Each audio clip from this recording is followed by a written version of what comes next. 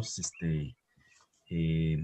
Vamos a estar vamos a seguir viendo esta parte del Salmo 94, que está muy interesante y que pues de alguna manera nos enseña mucho acerca de este reinado de Dios. Como habíamos visto en esta parte, en esta parte de Salmos del 93 al 99 nos habla del reinado del Mesías. Y bueno, pues empezamos el Salmo con una alabanza y lo continuamos hablando de los impíos, ¿no? Y bien, pues vamos a empezar con una oración, que Dios nos guíe en este tiempo en donde podamos nosotros escuchar la palabra de Dios y que, pues sobre todas las cosas, pues pueda ser Él el que enseña nuestros corazones, ¿no? Vamos a orar y vamos a pedirle a Dios que nos guíe. Señor, te damos muchísimas gracias por este tiempo que tú nos has dado.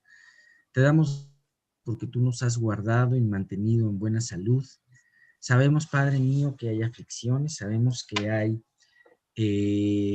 pues una incertidumbre muchas veces de lo que está sucediendo, de que si viene una tercera ola de contagios, de que si las vacunas son suficientes o no para distribuirse, en fin, tantas cosas, pero sobre todas las cosas queremos pedirte que podamos estar confiados en ti. Y a pesar de que, Señor mío, pueda haber allá afuera un sinnúmero de malas noticias, un sinnúmero de cosas que nos influyen el temor, te damos gracias porque tú nos mantienes cuidados. A veces, Dios, podemos sentir nuestra vida como un desierto, como el desierto en el cual eh, tu pueblo Israel estuvo, y a veces podemos estarnos quejando de las cosas que suceden a nuestro alrededor, que nos suceden a nosotros mismos, pero Señor, te queremos pedir esta mañana que no dejemos de ver este cuidado que tú traes a nuestras vidas a través de esa nube, a través de esa nube protectora, a través de ese fuego, de esa columna de fuego también guiadora, Señor, en la oscuridad, y que podamos, Padre mío, mantenernos en un mismo espíritu, Señor, confiados, gozosos y viviendo para ti. Te queremos pedir todo esto, te damos gracias, y Señor, guía cada una de las palabras de este estudio, de este salmo, como también, Dios, del estudio que comparta Miguel.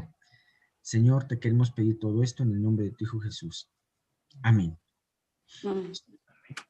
Sí, me llama mucho la atención ahorita que Dios me ha puesto mucho en mi mente acerca de los desiertos. Estoy pasando ahorita en mi tiempo de lectura a través a través de la historia del pueblo de Israel, y no nos gustan a nosotros los desiertos. Sin embargo, vemos cómo los desiertos han sido importantes en la vida de muchos creyentes. El desierto fue muy importante en la vida de Jacob, por ejemplo. Jacob tuvo que pasar un desierto cerca de él para poder, y verse solo delante de Dios para poder, entregar su vida, ¿no? Vemos, por ejemplo, cómo este desierto en la vida de Israel fue importante, fue muy importante, ¿no? Y vemos cómo en Deuteronomio Dios le decía: te hice pasar por este anchuroso desierto, este desierto terrible, este desierto magnífico, para que tú pudieras, para probar tu corazón y para que tú aprendieras que el hombre se alimenta de la palabra de Dios. Eso es algo muy importante. Vemos cómo Elías tuvo que ir a un desierto para poderse encontrar ahí con su Dios, y que en ese desierto Dios no solamente le mostró que la batalla no estaba perdida, al contrario, él acaba de tener una gran victoria, pero él pensaba que él iba a morir como los otros profetas. Él estaba muy desalentado. Dios utilizó ese desierto precisamente para que Elías entendiera el poder de Dios manifestado. Exactamente. Moisés entendió ese desierto, encontró a Dios en ese desierto. Jesús preparó su ministerio a través de un desierto. Así que si estamos en un desierto, bienvenido sea este desierto. No nos gusta, estoy de acuerdo, nos gustaría ver más palmeritas, ¿verdad? Nos gustaría ver flores, nos gusta ver muchas cosas, pero en este desierto es importante que nos encontremos a solas con nuestro Dios, como lo hizo Moisés, como lo hizo Elías, como lo hizo el mismo Jesús con su Padre celestial, el encontrarse en ese desierto y poder empezar cosas nuevas, ¿no? Después del desierto para Israel venía Canaán, venía la tierra prometida. Después del desierto para Moisés venía ese gran y precioso ministerio y era enfrentarse a Faraón. Después de ese desierto para Elías venían cosas y cambios muy notables en la historia. Fíjense, venía el nombrar a Eliseo como su sucesor, venía el nombrar al nuevo rey de Israel y el nombrar al nuevo rey de Siria. Imagínate, todo lo que no tenía Dios planeado, y además Dios le dijo, me he reservado 7,000 rodillas que no se han inclinado delante de Baal. Y en ese desierto, Dios, si podía enseñarle algo a Jesús, por así decirlo, Jesús, o sea, más bien yo creo que Dios y Jesús nos enseñan a nosotros a través de eso, y pudo haber dicho, ¿sabes qué? En ese desierto, Dios nos enseña a que solamente Él es suficiente. Ese es un punto, y creo que es un común denominador en los desiertos, ¿no? ¿Estás pasando un desierto en tu vida? Créeme, yo sé que es incómodo. Sabemos que es incómodo, pero no te preocupes, Dios no te ha olvidado. Al contrario, Dios ha puesto este desierto para que tú entiendas que no solo de pan vivirá el hombre, no solamente de lo que te ofrece el mundo vivirá el hombre, ni siquiera de tu trabajo, ni siquiera de tus actitudes o actitudes, sino de toda palabra que venga de Dios. Y ese es un punto muy importante, ¿no? Entonces, pues vamos a alimentarnos más de la palabra de Dios. Vamos a seguir con estamos viendo la parte intermedia, la parte del 4 al 7. Si podemos ver algo más, lo vamos a comentar. Pero esta parte creo que es crucial. Ya habíamos visto dice, ¿hasta cuándo hablarán cosas duras y se vanagloriarán todos los que hacen iniquidad? A tu pueblo, Jehová, quebrantan y a tu heredad afligen. A la viuda y al extranjero matan y a los huérfanos quitan la vida. Y dijeron, no verá Jah, ni entenderá el Dios de Jacob.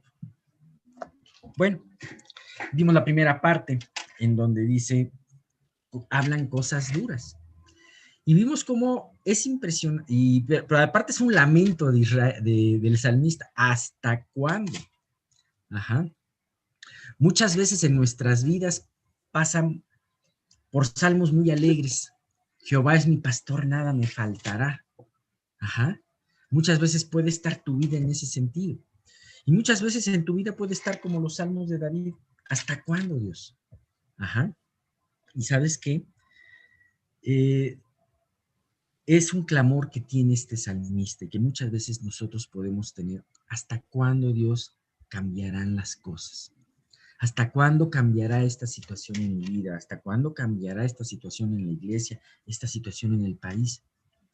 Sin embargo, vemos cómo Dios consuela estos hasta cuándo esperanza y dándonos a entender que todas las cosas que suceden a nuestro alrededor, aún este desierto del que hablaba en un principio, está perfectamente limitado y controlado por Dios.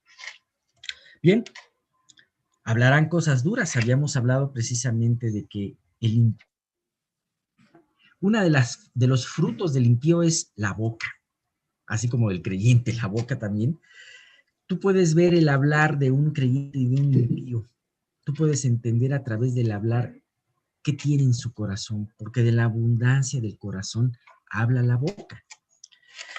Y sabes que el impío habla cosas duras. Hoy y habíamos hablado que precisamente ahora se hablan cosas más duras en contra de Dios de una manera impresionante. Ajá. Personas que han puesto su boca en contra de los cielos, como si nunca les fuera a pasar nada. Y habíamos visto precisamente que este signo del impío habla de una falta de entendimiento a la gracia y a la paciencia de Dios. ¿Por qué hablan los hombres blasfemias, perdón? ¿Por qué hablan cosas duras en contra de la voluntad de Dios? Porque no temen y no creen en las consecuencias que vengan adelante. Porque menosprecian este periodo de gracia que Dios les está concediendo. Un hombre el día de hoy puede blasfemar en contra de Dios y puede decir cantidad de tonterías en contra de los principios bíblicos y no le cae un trueno. ¿Sabes cómo se llama eso? Se llama gracia y paciencia de Dios. Sin embargo, el hombre no entiende esto. No lo entendemos. Pensamos, como dice Pedro, que no nos van a suceder cosas. Sin embargo, nos damos cuenta que nos damos cuenta perfectamente que si vemos la revelación completa de la palabra, es Dios esperando pacientemente que la persona pueda arrepentirse. Eso se llama gracia y eso se llama paciencia. Bueno, de esto nos habla, y creo que ya lo habíamos visto la vez pasada para retomarlo, el Salmo 92:6. El Salmo 92:6 ya lo habíamos visto, y que dice, el hombre necio no sabe y el insensato no entiende esto. Fíjate, está muy ligado ese salmo a lo que estamos viendo ahorita, y el insensato no entiende esto. Cuando brotan los impíos como la hierba y florecen todos los que hacen iniquidad, es para ser destruidos eternamente. Exactamente. Pero el problema es que la insensatez del necio lo lleva a no entender estas verdades. Oye, estás a punto de caerte en el barranco. Estás a punto de recibir el sablazo del juicio. ¿No entiendes que estás viviendo un tiempo de gracia para arrepentirte? Desgraciadamente no lo entendemos y a veces solamente el entendimiento llega hasta que llegue el quebranto. Bien, vemos otras partes y otras formas en que se manifiesta esta actitud del impío. Fíjate, en el versículo 5 nos dice el Salmo, a tu pueblo, Jehová, quebrantan y a tu heredad afligen. Ajá. ¿Sabes? Una señal también del impío es que trata de destruir al pueblo de Dios. Y esto es porque es debido a que el pueblo de Dios se contrapone con su forma de vivir. Ajá. ¿Sabes para qué sirve la iglesia el día de hoy? Sirve como sal. Vosotros sois la sal del mundo. Ajá. Sí, sazonamos el mundo, pero también evitamos que el mundo siga cayendo en corrupción. ¿Sabes qué es impresionante? No es casualidad que al día de hoy esté habiendo un movimiento mundial en donde se levantan leyes en contra de principios de Dios. Todas esas leyes del LGTB, todas esas leyes a favor del aborto, todas esas situaciones se levantan en contra de principios que Dios dejó estipulados en su palabra. Ajá. Y indirectamente se levantan en contra de aquellos que los defienden. ¿Cómo es visto aquel que defiende la vida antes de la concepción? Después de la concepción, mejor dicho. ¿Cómo es visto? Él es pro vida, o sea, es fanático, y entonces todo esto va en contra de aquellos que defienden todos estos principios que hacen que el mundo pueda estar consciente de su pecado, de que el mundo está asesinando a muchos niños, de que el mundo está permitiendo muchas perversiones. Pues todos aquellos que hablan en contra son callados. Ajá. Entonces, ellos con soberbia los tratan de hacer callar. Fíjate que Jesús, en su lamento, cuando se lamentó del grupo religioso de los fariseos y de los saduceos que en ese momento gobernaba Israel, Ustedes se acuerdan que él habló de los actos del impío, Jesús habló de los actos del impío en contra de los creyentes en las diferentes épocas. Y habló desde Abel hasta Zacarías, curiosamente desde la A hasta la Z, ¿no?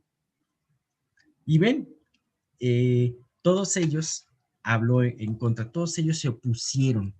Muchos de esos hombres que se levantaron en contra de los santos de Dios, en contra de los profetas de Dios y se opusieron a, a lo que decían, van a ser juzgados, como decía Jesús, desde la A hasta la Z, fueron las víctimas, ¿no? Desde Abel, ¿qué fue lo que hizo el Abel? Su sacrificio de ovejas hablaba mucho mejor que el fruto del trabajo y del orgullo de Caín. Por eso lo mató Caín. A Zacarías lo mató el rey Joás, un profeta al cual lo mató al rey Joás porque este profeta lo reprendió.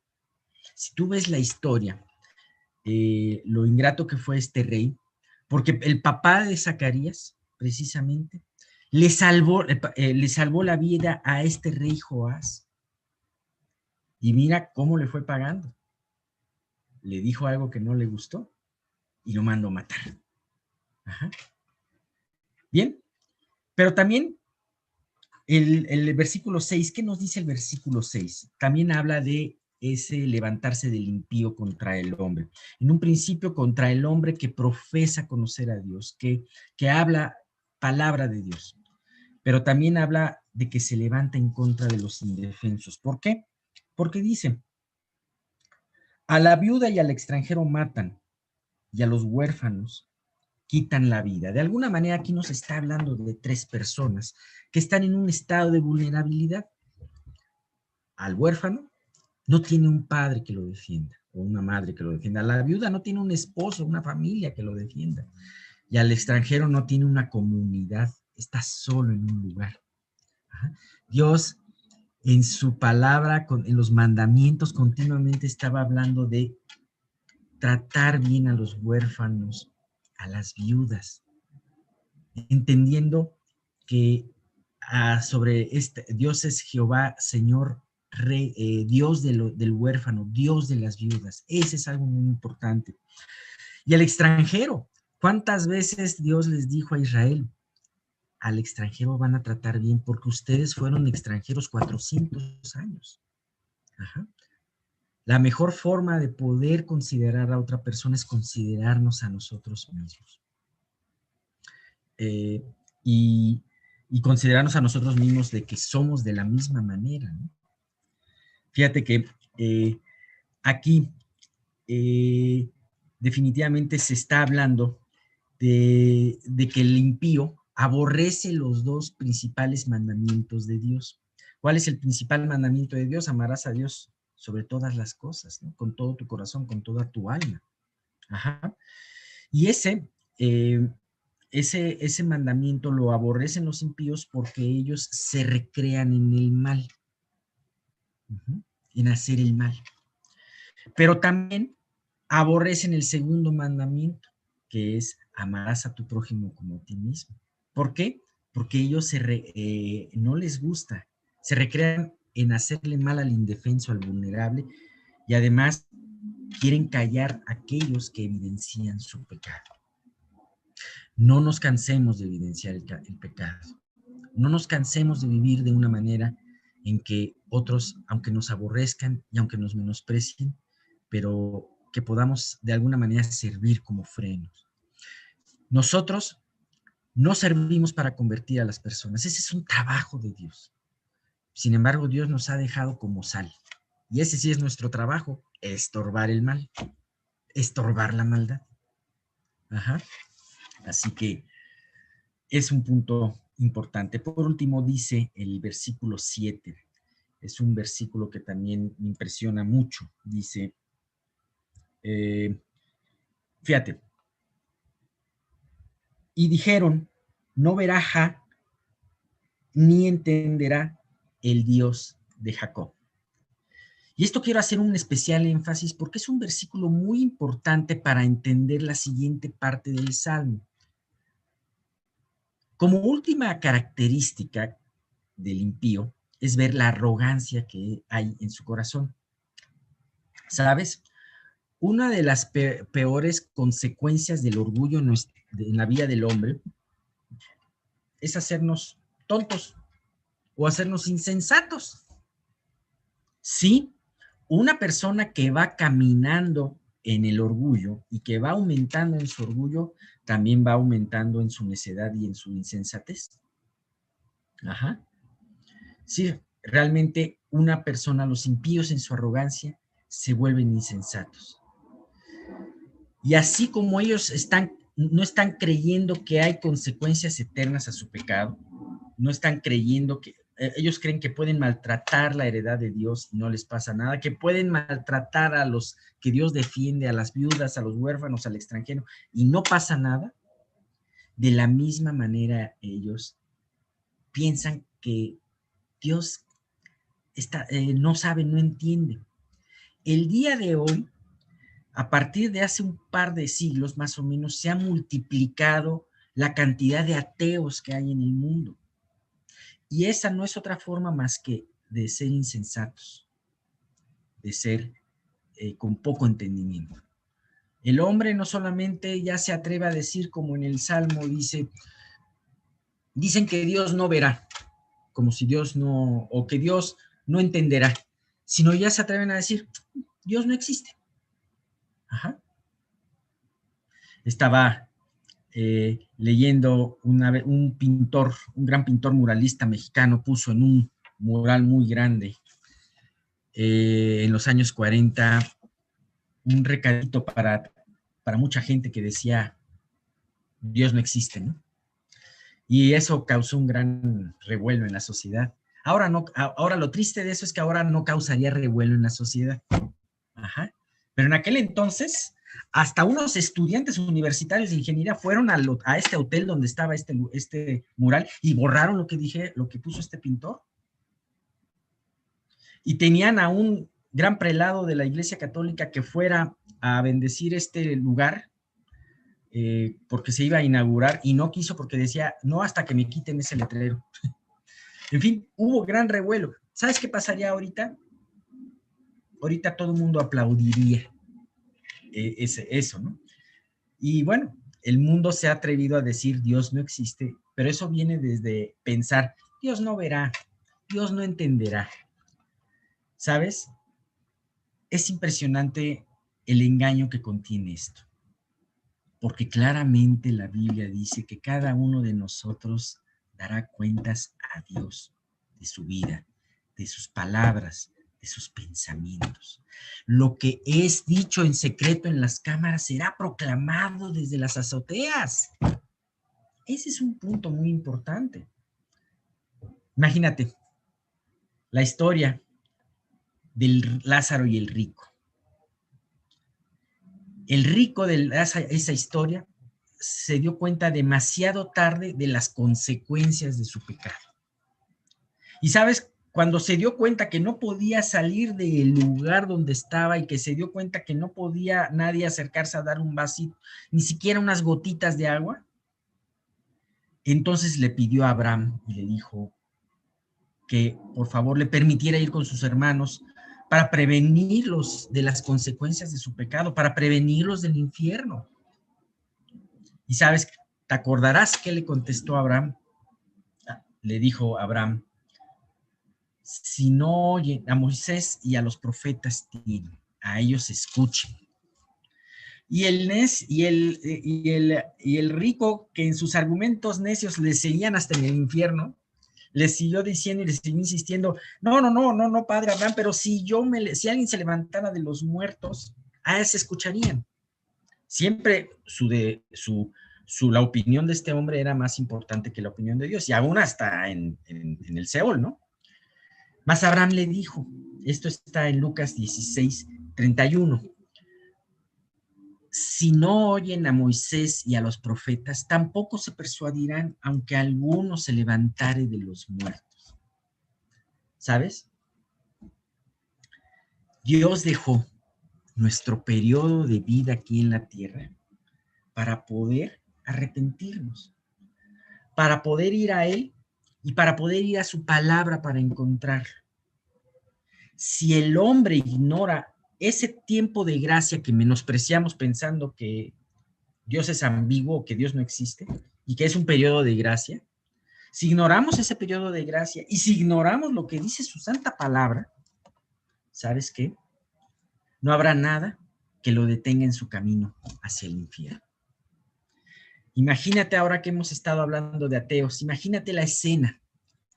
Qué terrible será para todos aquellos ateos, los famosos y no, los que escribieron libros y los que solamente los leen. Ajá. Aquellos que toda su vida actuaron sin cuidarse de dar cuentas. Imagínate lo terrible que será presentarse delante del Dios vivo y ser enfrentados a su forma tan necia de hablar y de vivir. Imaginemos por un momento esa escena cuando el ateo burlón se presente delante del trono de Dios. Sin duda, será algo terrible. Esta persona quedará muda al ver la santidad, el poder y la gloria de nuestro Señor, y añadido a esto, la ira en contra de él. ¿Qué nos dice Amós 4:12? Dice, por tanto, de esta manera, este versículo me encanta, y es un versículo muy apto para aquel que no quiere esperar en Dios, o que no cree que algún día enfrentará este día. Dice, por lo tanto, de esta manera te haré a ti, oh Israel, y porque te he de hacer esto, prepárate para venir al encuentro de tu Dios, oh Israel. Y esto lo podemos completar con Hebreos 10:31, en donde dice, horrenda cosa es caer en manos del Dios vivo. Bien, pues ya vimos todas estas partes acerca del actuar del impío hacia las cosas espirituales. En su boca se nota al hablar cosas duras, maltrata al pueblo de Dios, se aprovecha de los vulnerables y además su insensatez lo lleva a pensar que Dios no oye, no ve, no entiende y ni siquiera existe. Bien, ¿qué es lo que responde Dios a todo esto? Esto aparece en los siguientes versículos. Y nada más para darte una adelantadita, en la explicación que Dios le hace a la humanidad acerca de estos argumentos es como si Dios tuviese que regresar a Parvulitos 1, al kindergarten, y decirles, a ver, 1 más 1 es 2, ¿no? Tienen que entender estas cosas muy sencillas. Ajá. Las vamos a ver.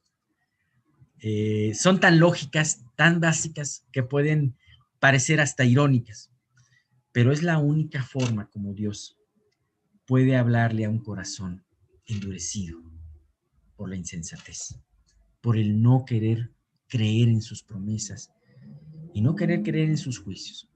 Temamos nosotros como creyentes. El vivir en temor es algo que necesitamos hacer, y el vivir sabiendo que tenemos que seguir siendo esa sal de la tierra. Sabemos que todo eso no va a ser por nosotros mismos. Necesitamos toda la gracia de Dios, pero es necesario entender cuál es nuestra posición. Bueno, muchas gracias.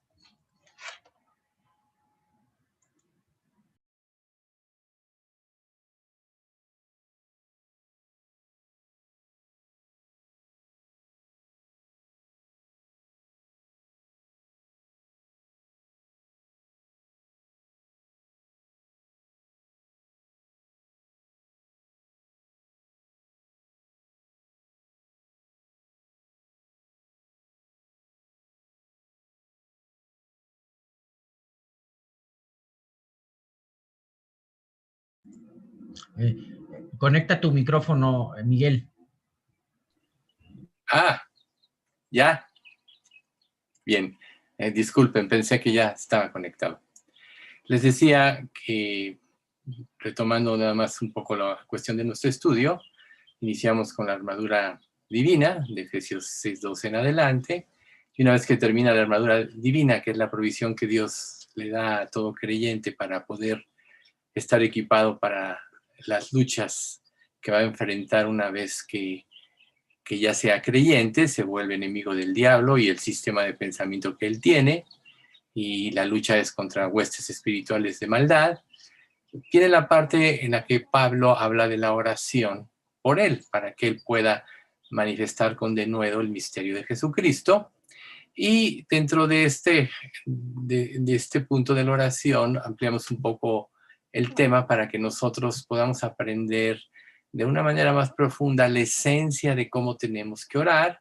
Ya nosotros vimos el Padre Nuestro, que es el modelo de oración que Jesús empleó cuando sus discípulos le dijeron, enséñanos a orar, y ya vimos todos los puntos de que no debe ser una oración repetitiva, sino nos da puntos sobre los cuales nosotros tenemos que formar nuestra estructura de oración. Y ahora estamos viendo otra oración muy importante, que es precisamente la oración de Jesús, donde él intercede primero por él mismo, de los versículos 1 al 5, luego intercede por sus discípulos, los que se iban a quedar una vez que él partiera, que va del 6 al 19, y luego al último por los que formarán la iglesia, que somos nosotros. Entonces, solo recordando un poquito en los versículos 1 al 5 que Jesús intercede, Jesús manifiesta que la hora había llegado, esto es, que él cumplió su ministerio y que iba a llegar el momento más importante y culminante de su estancia aquí en la tierra, que iba a tomar precisamente nuestro lugar en el juicio por los pecados. Y él mismo manifiesta que si el grano de trigo no cae en la tierra y muere, queda solo, y si muere lleva mucho fruto. Entonces era necesario que él muriera para que entonces pudiese difundirse la palabra de Dios y cumplirse el propósito de su vida. Y aquí él aclara que gracias a su obediencia, a su sumisión plena a Dios, Dios le había dado a él potestad sobre toda carne, y además de todo, el punto que es básico para todos los que tenemos esta fe, aquellos que me diste, todos los que me diste, donde platicamos un poco que el llamado proviene de Dios y que Dios es el que salva prácticamente, que no hay nada en nosotros, ¿sí? Y todo esto, resumiendo la vida de Jesús, era para que Él con su vida trajera gloria a Dios, y a la vez Dios, por haber cumplido todo el mandato de Dios y el motivo por el cual vino a la tierra, pudiese glorificarse junto con el Padre. Por eso dice él, glorifícame al lado tuyo. Esto fue básicamente lo que vimos la vez pasada. Ahora vamos a ver la parte de los versículos 6 al 19, que es precisamente la oración por los apóstoles. Recuerden ustedes que Jesús, mencionado la vez pasada también, él cuidó a todos los discípulos mientras él estuvo con ellos. Él ya iba a partir y él quería hacer una petición especial por todos los que se iban a quedar. Él los cuidó a todos. Entonces, en Hechos 1:8 dice, pero recibiréis poder cuando haya venido sobre vosotros el Espíritu Santo, y me seréis testigos en Jerusalén, en Judea, en Samaria y hasta lo último de la tierra. Aquí el punto es, recibiréis poder para que seáis mis testigos. Entonces la oración de Jesús básicamente se va a basar en que Él les va a pasar la estafeta a los discípulos, les va a hacer ver que Él va a estar siempre con ellos, pero que ellos van a recibir de Dios Padre el apoyo. Entonces, básicamente, ahorita del capítulo 17 de Juan, de los versículos 6 al 10, dice de la siguiente manera: he manifestado tu nombre a los hombres que me diste del mundo. Tuyos eran y me los diste, y han guardado tu palabra. Ahora han conocido que todas las cosas que me has dado proceden de ti, porque las palabras que me diste les he dado y ellos las recibieron, y han conocido verdaderamente que salí de ti y han creído que tú me enviaste. Yo ruego por ellos, no ruego por el mundo, sino por los que me diste, porque tuyos son. Y todo lo mío es tuyo y lo tuyo mío, y he sido glorificado en ellos. Entonces aquí volvemos a la doctrina de la elección, que es a veces muy difícil para nosotros comprender, que dice, tuyos eran, ¿sí? Entonces esta frase manifiesta en resumen el ministerio de Jesús y está incluida la cruz del Calvario. O sea, Dios, desde antes de la fundación del mundo, siempre tuvo un propósito divino y en su sistema de pensamiento infinito, incomprensible, reitero, para nosotros, Él diseñó las cosas de la mejor manera. O sea, como Dios diseñó la vida, Él ya sabía la caída del hombre, Él ya sabe a quién va a elegir y Él sabe por qué. No tiene nada que ver con las personas, sino con su potestad divina. Y además de todo, Él, a través de la obediencia de Jesús, le dio todos los que le pertenecían a Él, porque Jesús era el motivo y el autor de la salvación, ¿sí? Y entonces Él les transmite durante su ministerio de aproximadamente 3 años aquí en la tierra todo lo que es la voluntad del Padre. Seguramente ellos no comprendían muchas de las cosas en ese momento. Jesús les daba principios y les daba enseñanzas bíblicas, les puso ejemplos, les explicaba las parábolas que tenían un sentido de incertidumbre a la mente humana no convertida, y él les explicaba para qué ellos tuvieran toda una estructura espiritual que pudiesen en un momento empezar a usar. Parte de la armadura divina tenía como objetivo que ellos aprendieran a usar cada uno de estos elementos, y a final de cuentas que así como Jesús por medio de la obediencia había glorificado al Padre, ellos lo iban a glorificar, pero aquí Él insistió que quienes creyeran en Él le habían sido dados por su Padre, ¿sí?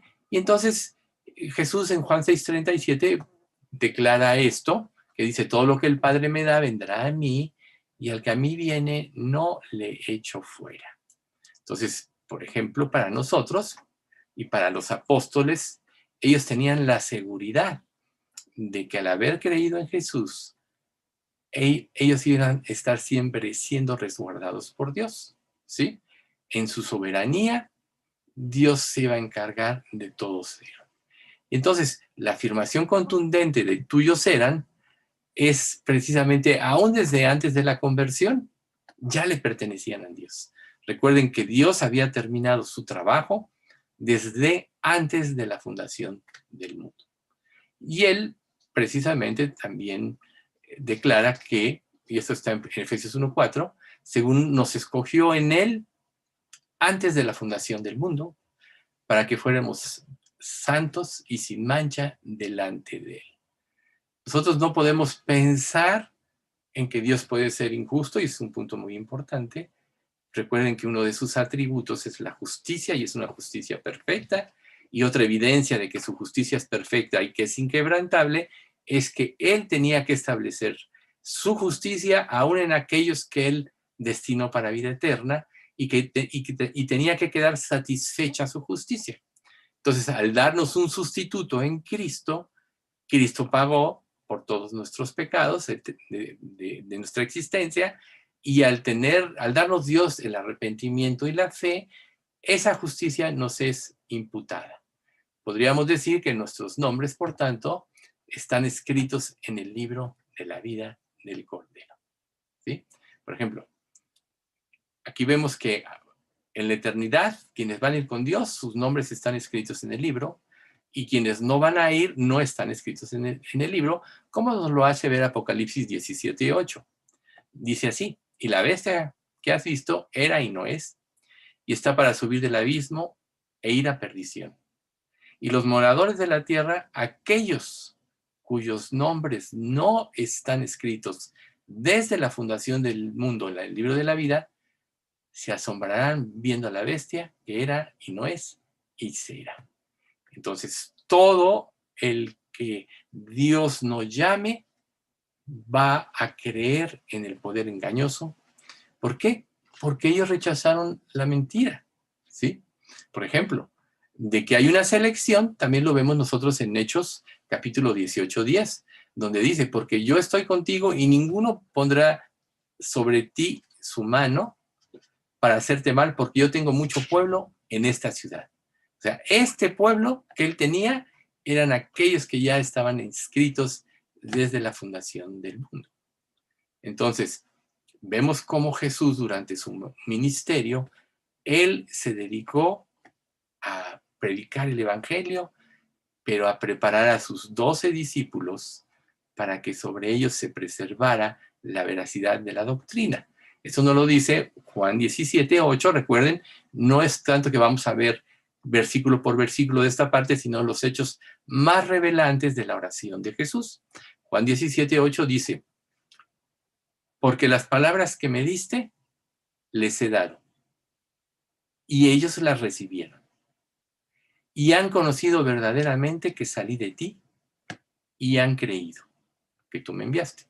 O sea, ellos las recibieron, ¿sí? Y han creído.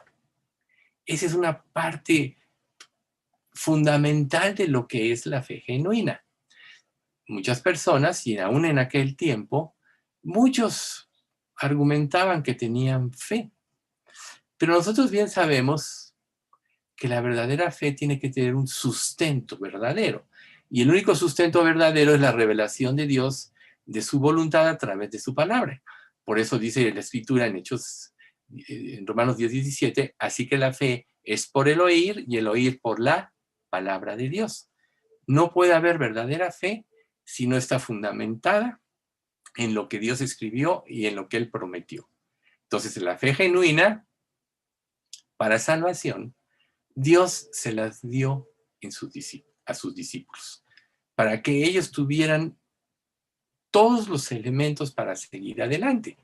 Luego en el 17:11, Jesús mismo dice, yo y ya no estoy en el mundo, mas estos están en el mundo, y yo voy a ti, Padre Santo. A los que me has dado, guárdalos en tu nombre para que sean uno, así como nosotros somos uno. ¿Sí? O sea, Jesús todavía estaba con ellos, pero en este momento su ministerio prácticamente estaba terminando y él estaba tratando el punto de partida como un hecho ya realizado. Por eso él dice, ya no estoy en el mundo.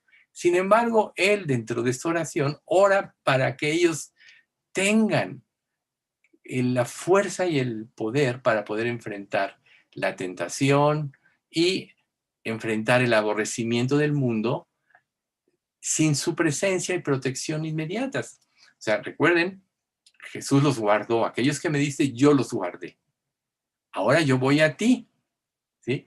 Y te los voy a encomendar, Padre.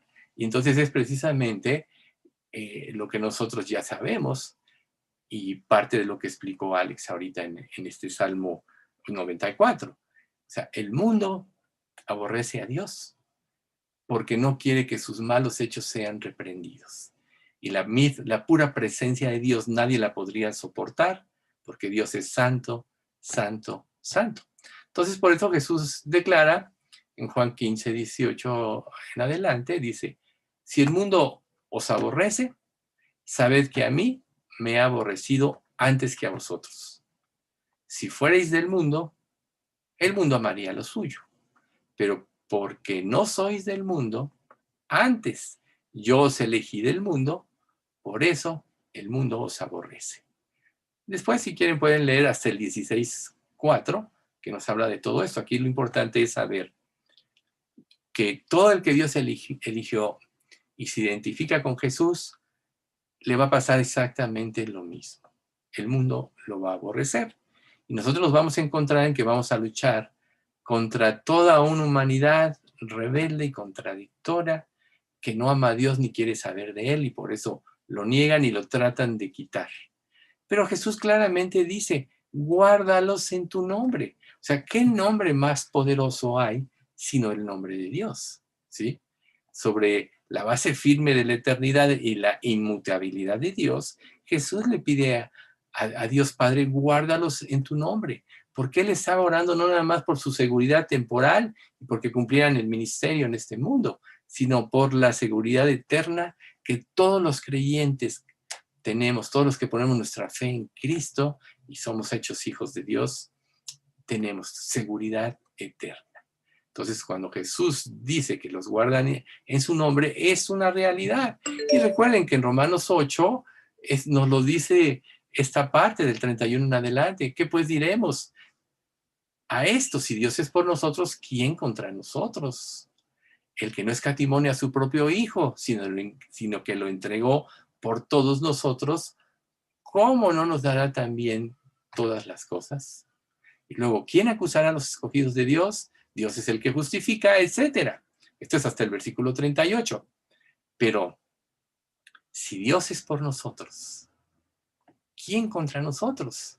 Entonces, Él estaba diciendo a sus discípulos que ellos iban a tener todo el apoyo y todo el poder de Dios a su favor y toda la seguridad de que Dios iba a preservarlos durante el ministerio aquí en la tierra, que iban a padecer, sí, porque como lo vimos, muchos de los apóstoles fueron sacrificados y padecieron muchas cosas, ¿sí?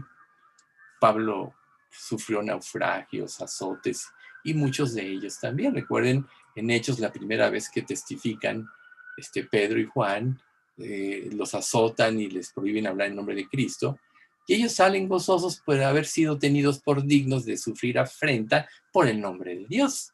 Entonces nosotros vemos que el hecho o la realidad para nosotros de que estamos siendo testigos fieles es que el mundo va a ir en contra de nosotros. ¿Por qué? Porque la palabra de Dios de una vida santa pone en evidencia el pecado del mundo. Y entonces, volviendo al mismo ejemplo de Pedro y Juan, cuando ellos empiezan a hablar y ven la fluidez que tenían, obviamente, por la inspiración divina, reconocen que habían estado con Jesús. Entonces, todo el que vive en la palabra, todo el que la aplica a su vida, automáticamente adquiere la sabiduría divina, ¿sí? Este mundo alaba mucho a las personas inteligentes que han hecho grandes cosas, etcétera, pero en realidad, y lo dicen los proverbios y muchos pasajes en la Biblia, la verdadera inteligencia es buscar y conocer a Dios, es apartarse del mal, ¿sí? Entonces, Jesús les reitera, aquí en Juan 17:12, cuando estaba con ellos en el mundo, yo los guardaba en tu nombre. A los que me diste, yo los guardé, y ninguno de ellos se perdió, sino el hijo de perdición, para que la escritura se cumpliera. O sea, Jesús guardó a todos, salvo aquel que estaba destinado para traicionarlo. Pero aquel realmente nunca se rindió a Dios, siempre tuvo motivos equivocados, y así pasa con todo aquel que se llegue a acercar a Dios. Va a tener motivos equivocados. Va a acercarse a Dios no con un arrepentimiento genuino, sino con motivos equivocados, y eso le pasó tristemente a Judas. Pero a los otros 12, Jesús los guardó, y en el nombre de Dios. Recuerden que Jesús, como Dios hombre, tenía el poder de Dios basado, y la fuerza de Dios basado en su obediencia absoluta a lo que Dios decía. Recuerden, Juan 5:30, no puedo hacer yo nada por mí mismo, según oigo, así juzgo, y mi juicio es verdadero porque no busco mi voluntad, sino la del que me envió, la del Padre. Y luego el siguiente pasaje, el 31, dice, yo y el Padre uno somos. O sea, Jesús, recuerden, siendo en forma de Dios, no estimó el ser igual a Dios como cosa que aferrarse, sino que se despojó a sí mismo tomando forma de siervo, hecho semejante a los hombres, y estando en la condición de hombre, se humilló a sí mismo haciéndose obediente hasta la muerte y muerte de cruz. Entonces, está en Filipenses 2. Entonces, todo el poder de Jesús venía del Padre. Por eso yo los guardaba en tu nombre. A todos los guardé, mas salvo aquel que estaba destinado. ¿Sí? Entonces Jesús protegió y los mantuvo a salvo, como él dijo, mientras él estuvo en este ministerio. Y esto nos lo menciona en Juan 6:37 al 40 y 44. Todo lo que el Padre me da, vendrá a mí. Y el que a mí viene, no le echo fuera, porque he descendido del cielo no para hacer mi voluntad, sino la voluntad del que me envió. Y esta es la voluntad del Padre, el que me envió, que de todo lo que me diere, no pierda yo nada, sino que lo resucite en el día postrero. Ninguno puede venir a mí si el Padre que me envió no le trajere, y yo le resucitaré en el día postrero. Esto es lo que significaba que los guardara en su nombre. Y nosotros, y él quería que los apóstoles tuvieran esa seguridad de que no iban a estar solos, que Dios momento tras momento a partir de su partida les iba a dar la seguridad y el poder para cumplir la obra del ministerio. Entonces, vemos nosotros también esta ilustración cuando él ya está en su pasión en Getsemaní, que ora, como le dice: si me busca a mí, dejad ir a estos, ¿sí? Y lo apresaron solo a él. Entonces, ahí los apóstoles ya prácticamente estaban asegurados por toda la eternidad, gracias a que son mantenidos y guardados por Cristo y por Dios. Y así todos los que ponemos nuestra fe en Dios también nos va a suceder, ¿sí? Por eso Jesús dijo: y yo les doy vida eterna y no perecerán jamás, ni nadie las arrebatará de mi mano. Mi Padre que me las dio es mayor que todos, y nadie las puede arrebatar de la mano de mi Padre. Por eso es tan importante vivir conforme a la que Dios revela en su palabra, porque los apóstoles aquí iban a tener una seguridad plena de ese amor. Y al tener esa seguridad era la garantía de que ellos no se iban a desviar del propósito. Y aún en su debilidad humana, ellos iban a ser guardados por Dios, de acuerdo a la petición de Jesús, por medio del poder del Espíritu Santo. Si no, Filipenses 1:6 no diría: el que comenzó en vosotros la buena obra, la perfeccionará hasta el día de Jesucristo. O sea, Dios iba a perfeccionar a los apóstoles, a los que él había escogido, muchos todavía estando ahí Jesús con esperanzas equivocadas, falsos motivos algunos de ellos, aunque tenían eran genuinos en sus corazones al buscarle, ¿sí? Entonces, aquí nuestra parte es: todo creyente está asegurado por toda la eternidad. Y aquí, en el caso de Judas, volviendo a él, salvo el hijo de perdición, bueno, o sea, aquí estaba predicho en las Escrituras que esto iba a suceder, ¿sí? Y Pedro nos lo advierte en 2 Pedro 2:1. Pero hubo también entre vosotros falsos profetas entre el pueblo, como habrá entre vosotros falsos maestros. O sea, Pedro, aquel discípulo impulsivo que cometió algunos errores, que era impetuoso de alguna manera, él mismo ya después declara esto, ¿no?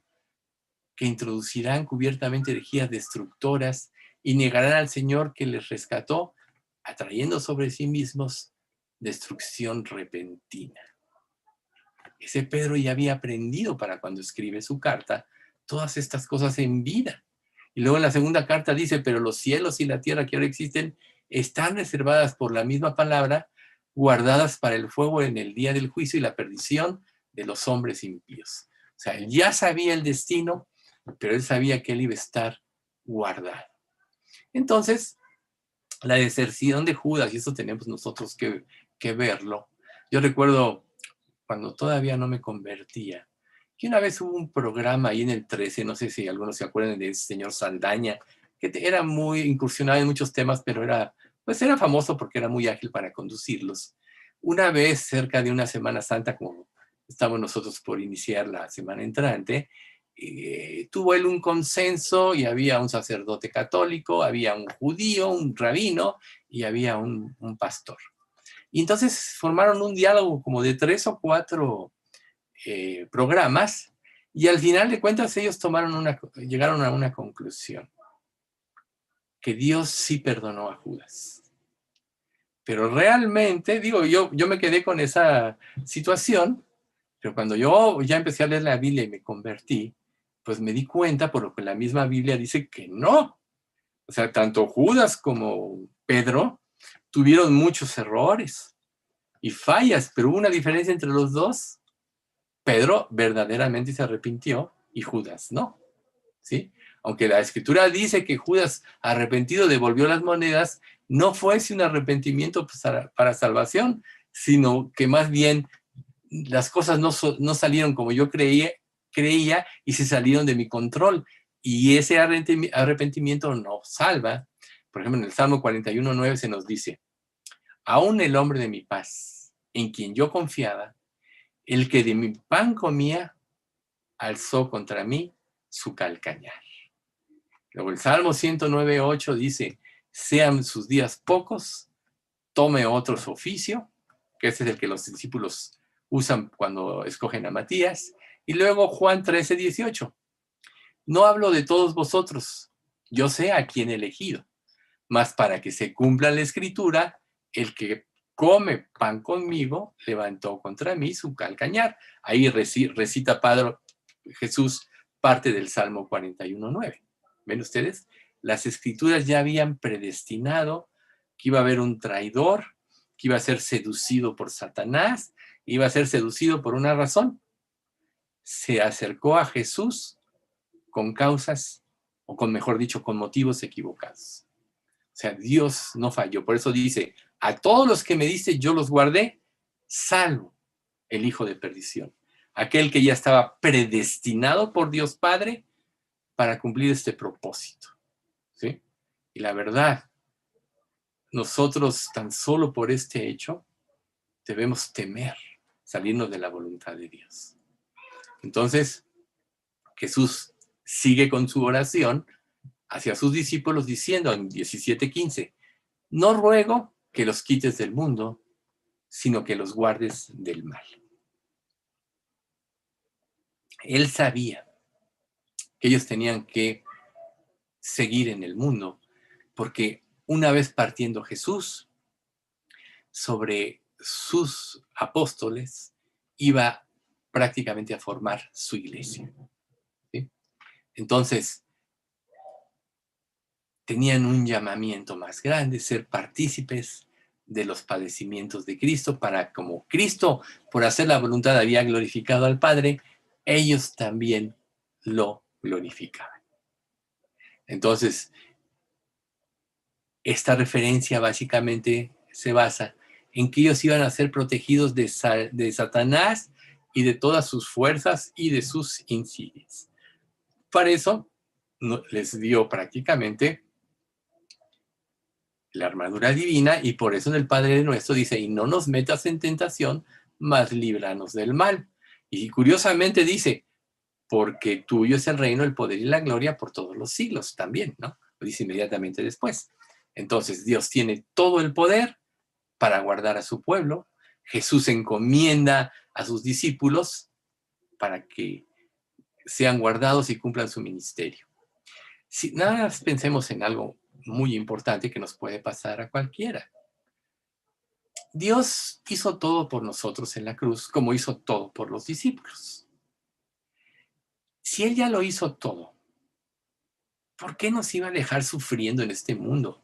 ¿Por qué nos iba a dejar luchando contra un mundo de maldad si no hubiese algo más grande y glorioso? ¿O por qué Jesús se iba a salir de estar en la presencia de Dios en el cielo? Recuerda, aquella gloria que tuve contigo, quiero que me la vuelvas a dar. ¿Por qué Dios no nos deja en este mundo si no hubiera algo más grande?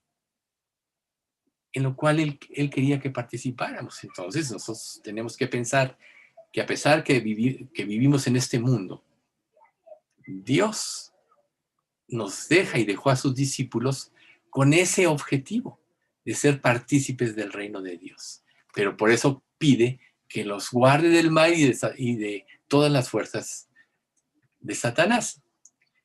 ¿Qué es lo que vence al mundo? Nuestra fe. ¿Quién es el que nos da la fe para creer? Dios. ¿Quién hace una realidad las promesas que están en la Biblia? Su Espíritu Santo. ¿Sí? Por eso es que en Primera de Juan, cuando ya Juan está escribiendo esta carta, dice, os escribo a vosotros, hijitos, hablando de los que recién se convierten, porque vuestros pecados os han sido perdonados por su nombre. Luego habla a los que tienen tiempo en Cristo. Os escribo a vosotros, padres, porque conocéis al que es desde el principio. Y luego los que están creciendo, os escribo a vosotros, jóvenes, porque conocéis, escribo a vosotros, jóvenes, porque habéis vencido al maligno. Y lo reitera otra vez como un hecho contundente. Os escribo a vosotros, hijitos, porque habéis conocido al Padre.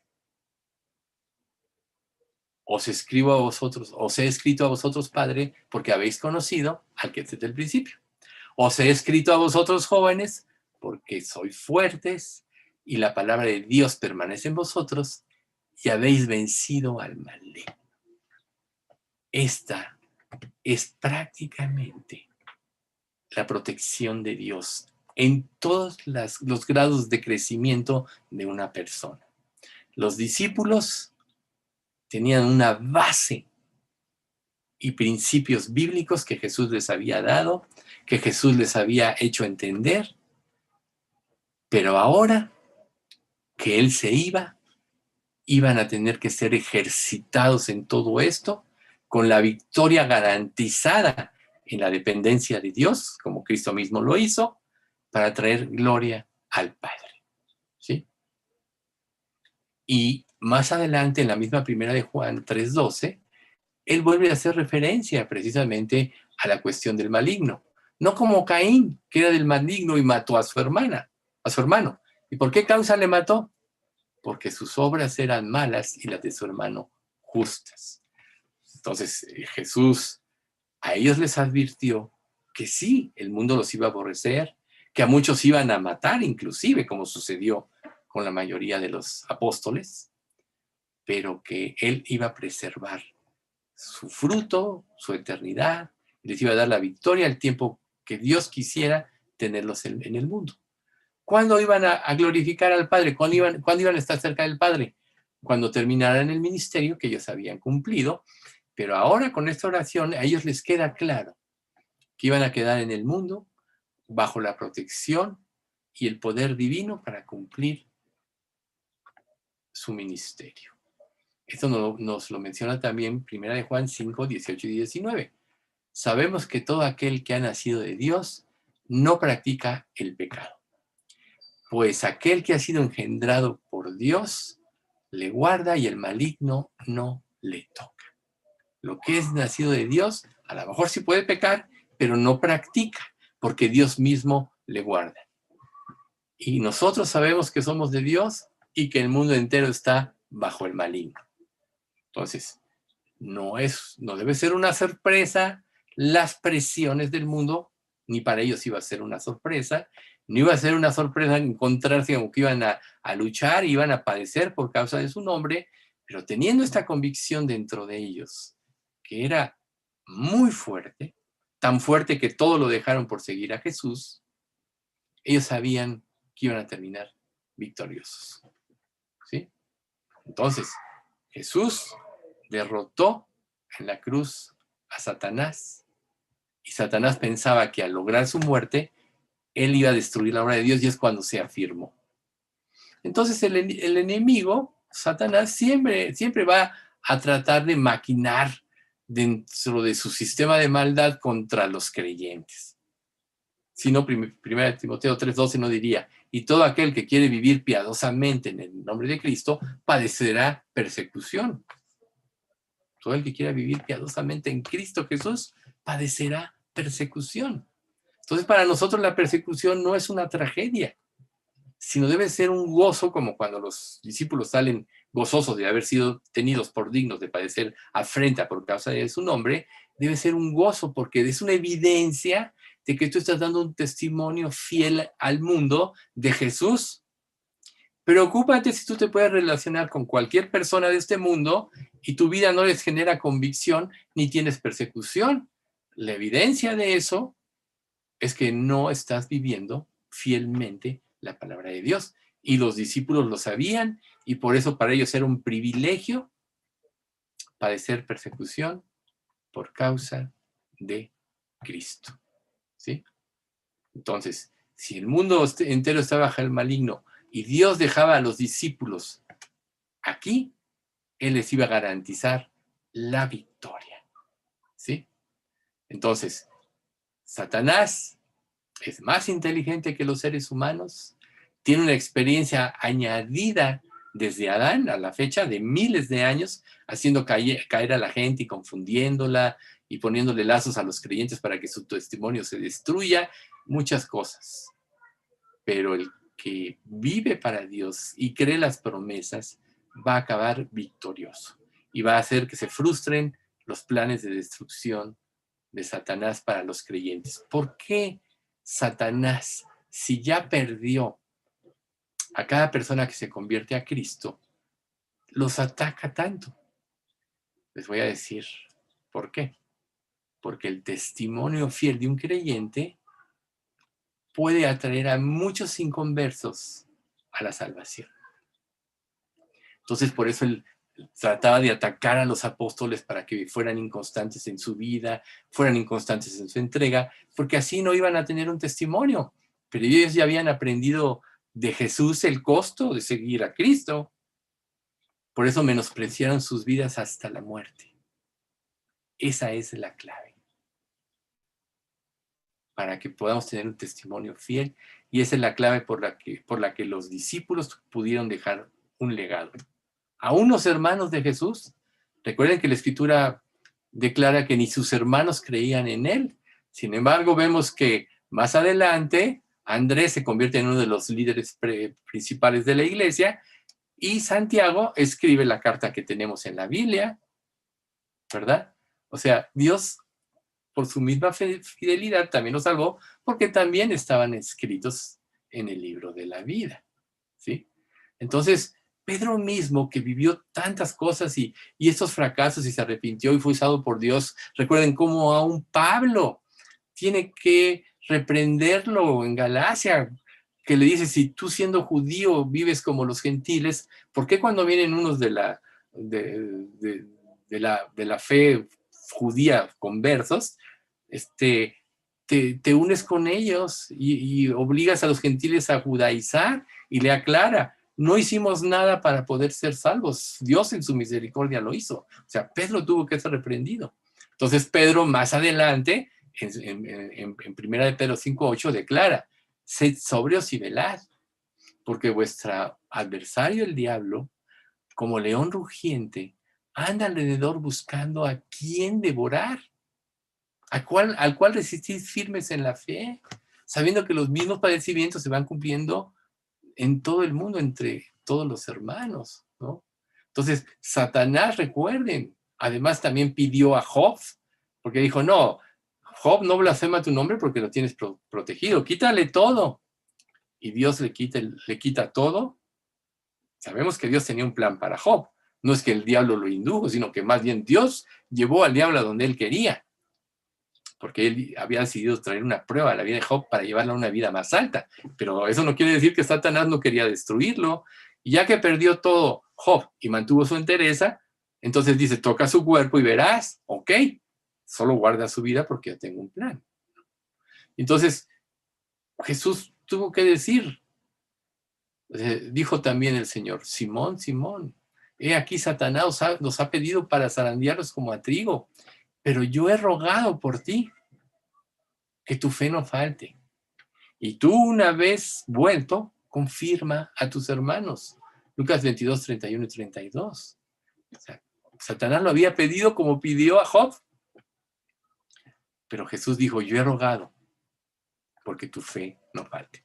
Y es cuando Pedro niega a Jesús y vemos que después se arrepintió y lloró amargamente, ¿sí? Entonces, no dejemos de olvidar el principio de lo que vimos de la armadura divina antes de empezar a ver cada detalle, porque no tenemos lucha contra sangre y carne, sino contra principados, contra potestades, contra los gobernadores de las tinieblas de este siglo, contra huestes espirituales de maldad en las regiones celestes, de Efesios 6:12, ¿ven ustedes?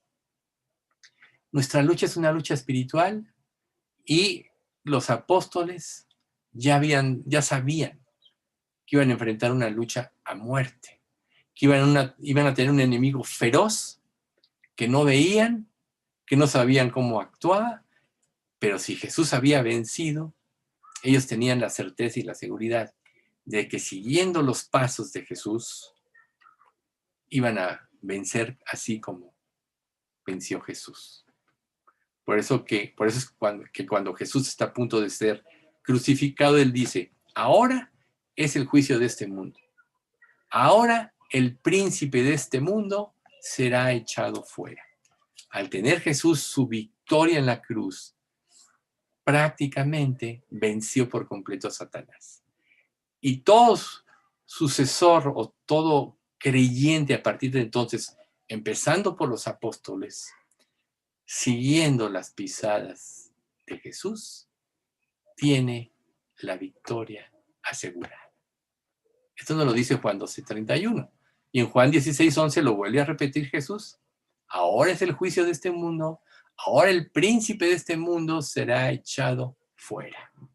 Y también, por ejemplo, en el Salmo 27, del 1 al 3, en el Antiguo Testamento, porque Jehová es mi luz y mi salvación. ¿De quién temeré? Jehová es la fortaleza de mi vida. ¿De quién he de atemorizarme? Cuando se juntaron contra mí los malignos, mis angustiadores y mis enemigos, para comer mis carnes, ellos tropezaron y cayeron. Y luego sigue diciendo el salmista, aunque un ejército acampe contra mí, no temerá mi corazón contra mí. Perdón, aunque contra mí se levante la guerra, yo estaré confiado. Nosotros sabemos que esto es verdad. Los apóstoles creyeron las escrituras y por eso Dios los tuvo en victoria y se cumplió todo lo que Jesús pedía. Las escrituras lo preveían desde antes y todo aquel que pone su fe, su esperanza y su confianza tiene asegurada la victoria.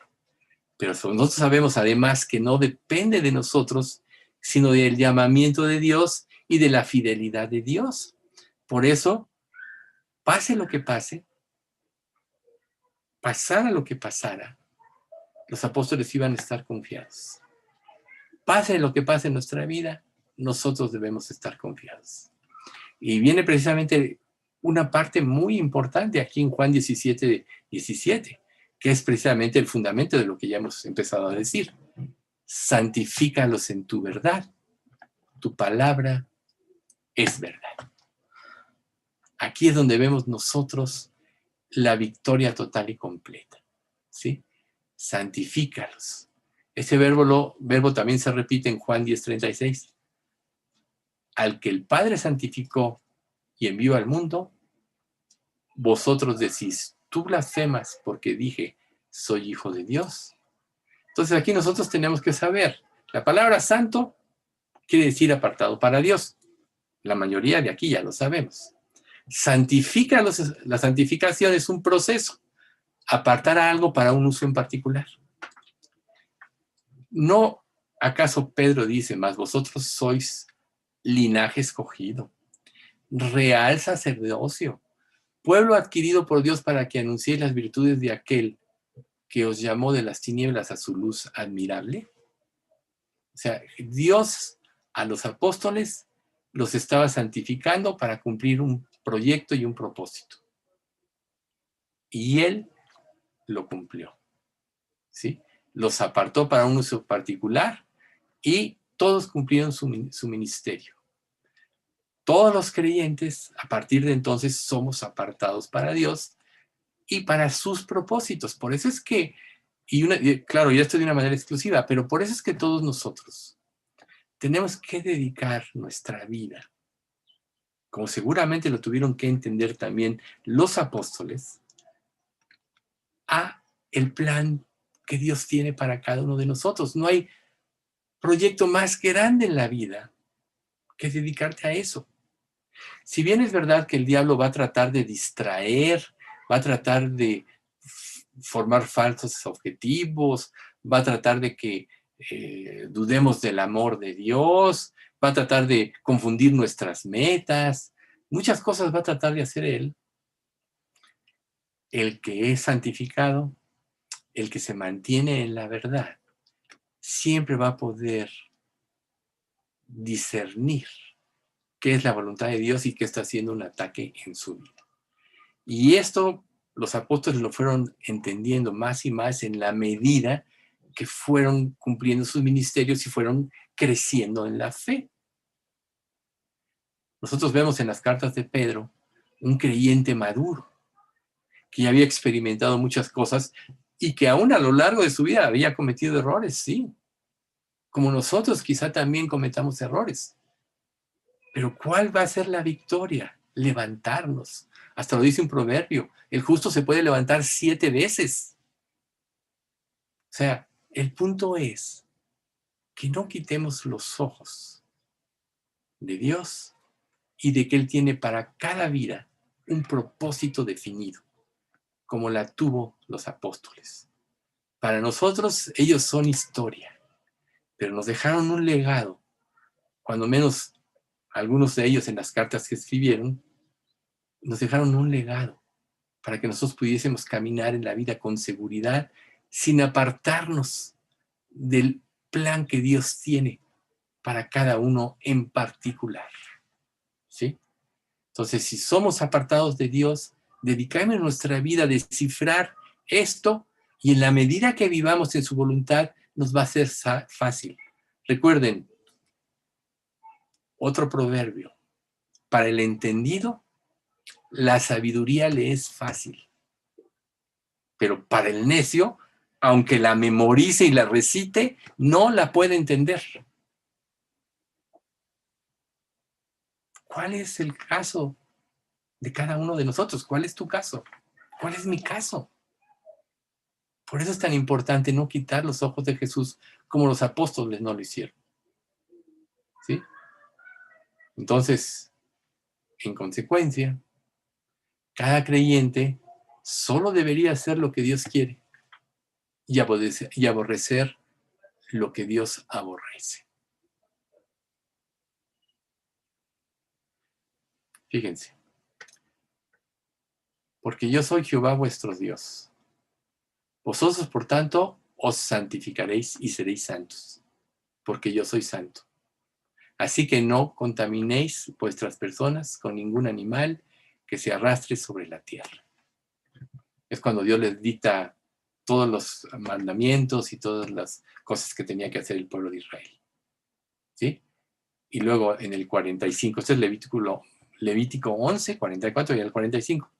Porque yo soy Jehová, que os hago subir de la tierra de Egipto para ser vuestro Dios. Seréis pues santos, porque yo soy santo. Y nos lo repite en 1 de Pedro 1:16, porque escrito está, sed santos, porque yo soy santos. Entonces, todos los discípulos de Jesús lo entendieron y caminaron en la verdad. Por eso Dios los pudo usar. Entonces, nosotros tenemos que tener muy claro en nuestra vida que la santificación se alcanza por medio de vivir la verdad. Conocerla, creerla y vivirla. ¿Sí? Porque la verdad es la revelación, o sea, a través de su palabra, que Dios le dio al ser humano para que anduviese en él. El Nuevo Testamento nos lo hace ver para santificarla, habiéndola purificado, hablando de la iglesia, en el lavamiento del agua por la palabra. santificó a la iglesia lavándola por medio de la palabra. Recuerden, el agua natural nos bañamos, quita todas las impurezas, etc. Así la palabra debe ser tan importante. Cada día tenemos que lavarnos espiritualmente por medio de la palabra para vivir en la santificación. Luego en 2 Tesalonicenses 2:13 dice, pero nosotros debemos dar siempre gracias a Dios respecto a vosotros, hermanos amados del Señor, de que Dios os haya escogido desde el principio para salvación, mediante la santificación por el Espíritu y la fe en la verdad. Volvemos a la predestinación. Dios nos escogió desde el principio para santificación, por medio de el poder del Espíritu y la fe en la verdad. ¿Cuál verdad? ¿Dónde está esa verdad? Todas las falsas religiones dicen que la verdad la poseen ellos. Pero nosotros sabemos dónde está la verdad, en su palabra. Por eso es que la reforma, que es algo que estamos viviendo en la actualidad por todos los fieles, es volverse a los principios de la palabra. A través de los siglos se desvirtuó. El hombre añadió mandamientos, quitó lo que no le convenía, puso lo que sí, tergiversó el sentido de la palabra. Pero Dios, ahora en estos últimos tiempos, quiere que nos volvamos a la veracidad de la palabra, y esa es la razón por la que toda enseñanza debe estar fundamentada con la misma palabra, y todo lo que aquí nosotros enseñamos, por eso lo afianzamos o lo afirmamos con lo que Dios ha revelado en la palabra. Luego vemos Santiago 1, 18 y 21. Él de su voluntad nos hizo nacer por la palabra de verdad para que seamos primicias de sus criaturas. Luego el 21. Por lo cual, desechando toda inmundicia y abundancia de malicia, recibid con mansedumbre la palabra implantada, la cual puede salvar vuestras almas. ¿Ven ustedes?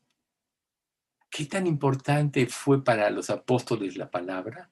Totalmente.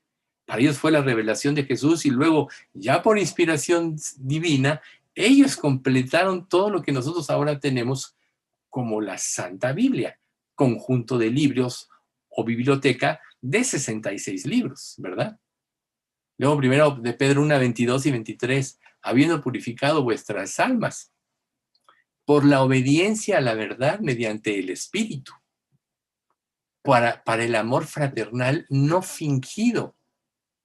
Amaos unos a otros entrañablemente de corazón puro. ¿Cómo está tu corazón? Ellos, los apóstoles que se quedaron, claramente hubo ese amor entre ellos, que es el sello del discípulo, el amor no fingido entre ellos mismos. ¿Cómo está tu condición?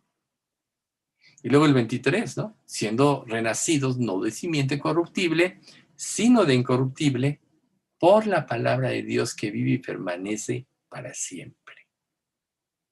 ¿Te queda alguna duda?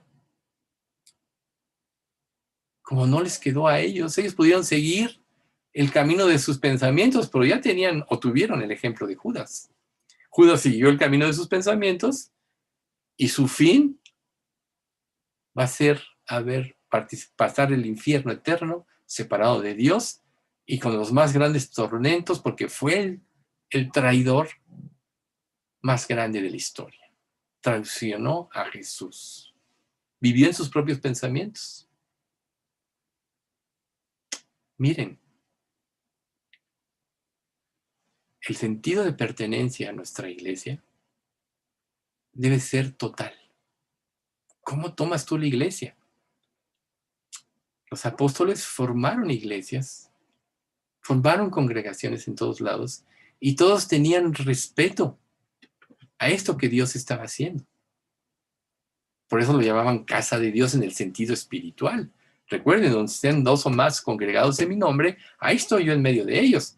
Nosotros usamos este pasaje generalmente para la oración, pero es una realidad que la reunión de los creyentes en el nombre del Señor, ahí está su presencia de una manera excepcional en medio.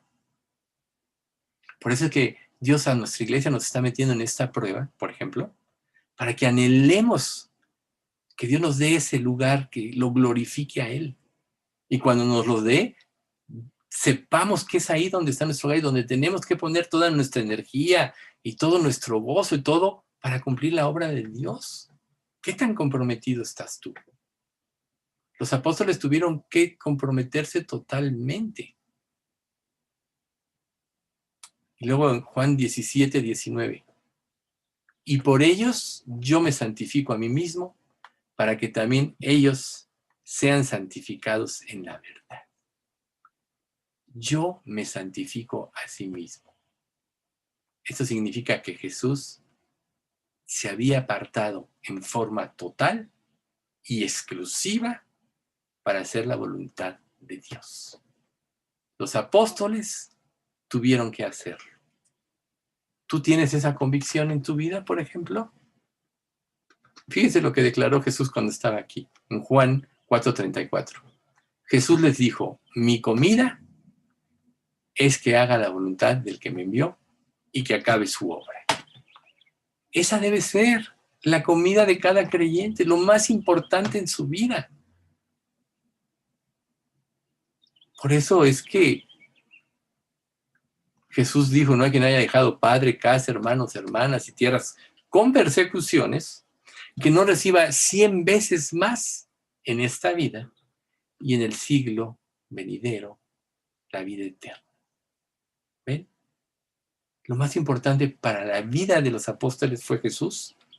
Desde que lo conocieron, cambió sus vidas. Recuerden, venid a mí y os haré pescadores de hambre.